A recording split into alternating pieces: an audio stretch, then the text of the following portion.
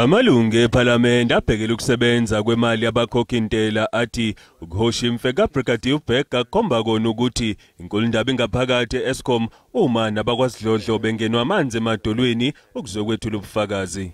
The indication, whomever who's listening to this kind of a debate, I'm definitely sure would come to the view that hey kunzima inzima lento ka ESCOM the brigadiers yoyika. So what is happening there emapolisini? Okanye ke kuqinisekisa izinsolo zika Ruyter mayelana nokuthi ukubika emaphoyiseni inkohlakalo eyenzeke ESCOM kufana nokuthela amanzi emhlane wedata. Is this the confirmation of the fact that Ruyter says I don't trust the police?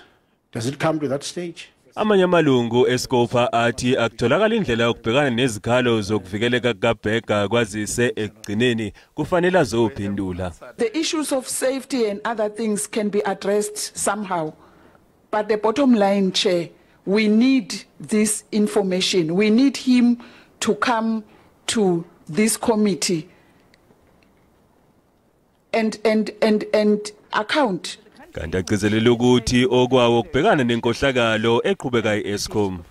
We are not in any way trying to interfere with the operation of the SABC.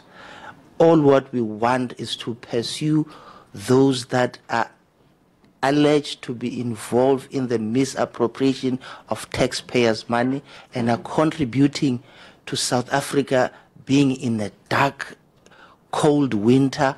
Usihlalo weSCOPA umkhuleko Hlengo uthi uzoxhumana nophiko lwezomthetho ukuxazulula udaba likaBheka.